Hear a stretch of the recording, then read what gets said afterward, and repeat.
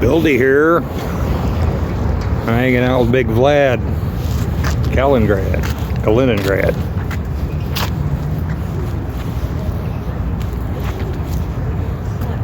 It's kind of an ugly park here. It's kind of an ugly city in some ways.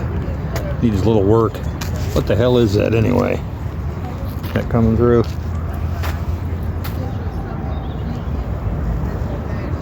Looks like a utilitarian materialist plumber designed a fountain that's a monument to ugliness. Looks like it hasn't worked in a long time. Yeah, it's a fountain. Oh well, I guess it's functional. Looks like it's designed for kids to be able to play in it. About 3 foot deep with a great big drain in the bottom. But that spout, come on. I don't know what that represents. Other than that, it's nice. Pretty natural looking. In other words, they've been letting it go for a while. Looks like they don't pay a lot of attention to fixing this one up. It's kind of like all the parks in Ukraine were, only, well, it's a lot better. At least the pavement's good. Kaliningrad's different. It's a totally different vibe to this city than Moscow or Sevastopol or Kyiv, any place else I've been. People are different. They seem a little more dour.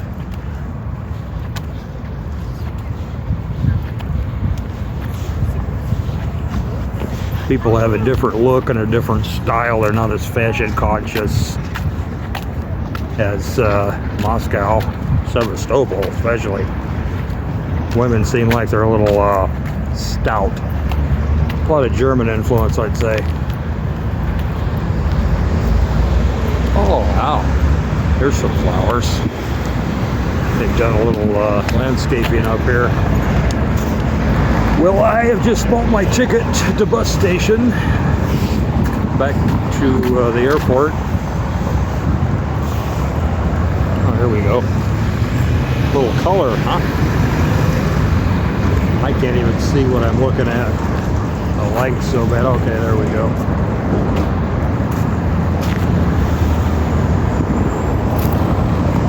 Yeah, I'm gonna fly back to Moscow and then go to Uzbekistan. I got my visa almost worked out. I just can't get the photographs right size. I finally found some online programs, but I'm learning how to do this with my new phone controls. So it's slow, but I know I can do it. I'll get it done tonight. And then once that's verified, I can buy my tickets and hopefully not have more than a day's gap. Be ideal I roll into the airport in Moscow and then roll right back out to Uzbekistan.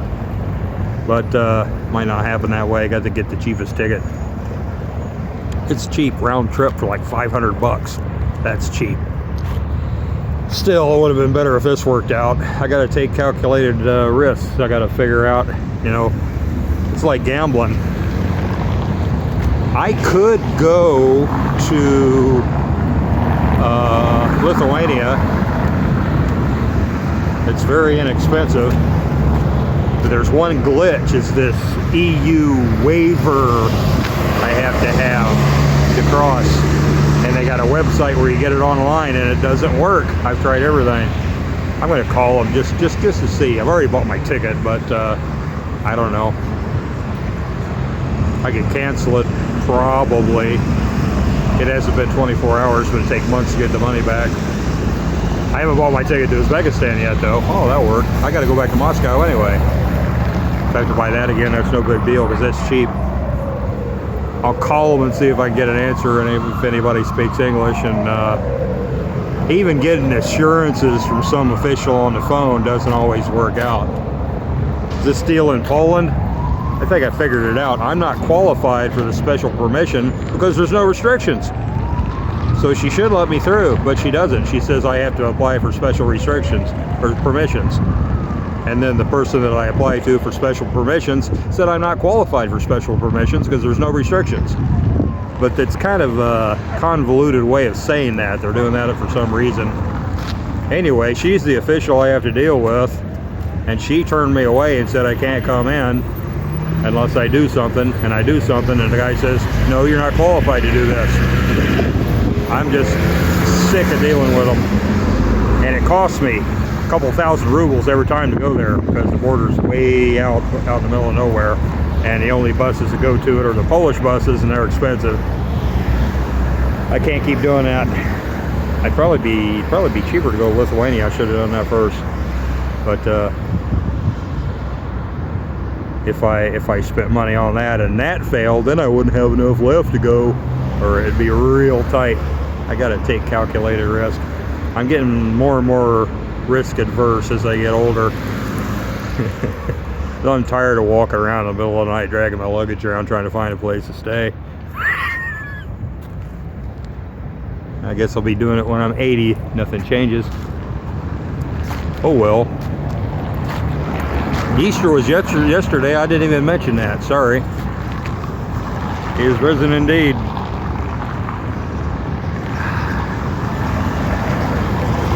It's also my wife's birthday. I called her up and wished her happy birthday. She was nice as pie. Kids weren't around.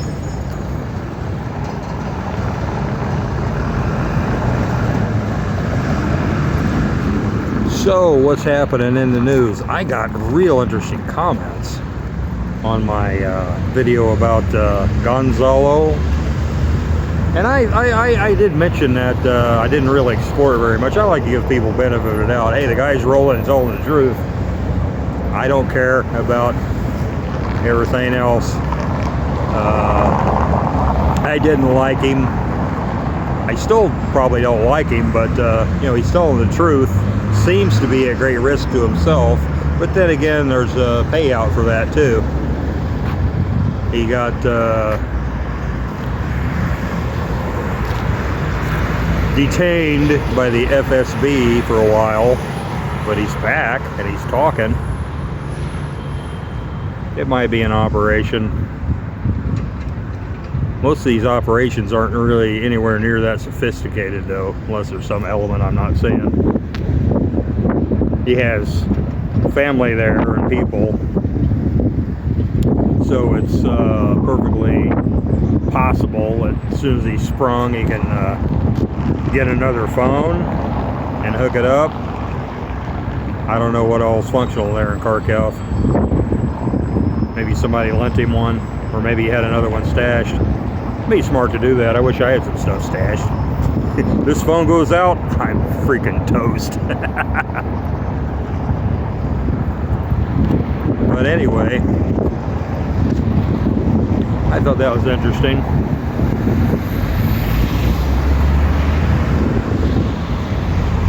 What else is going on?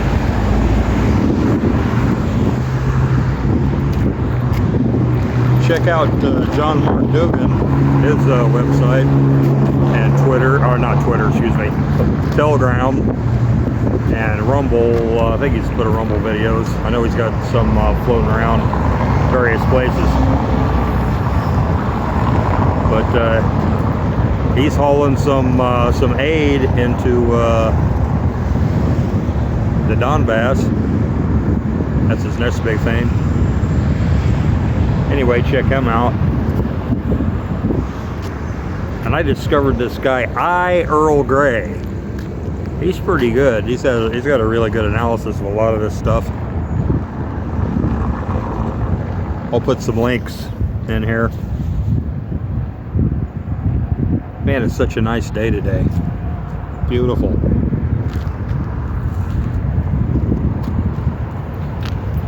Well, it ain't Sevastopol and it ain't Moscow, but that's pretty okay.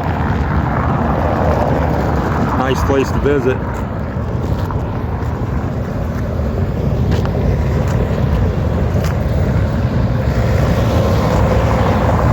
A lot more European, I think. Still see a lot of Russian stuff, Russian cars, Chinese cars, a lot of Chinese motorcycles. Prices are lower, I think, here for some things. Vittles, I was checking out the prices. They're cheaper in Moscow.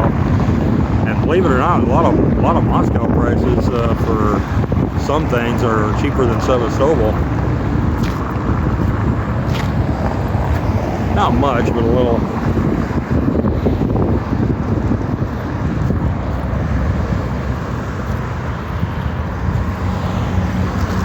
Well, I'm going to start walking back to my neighborhood.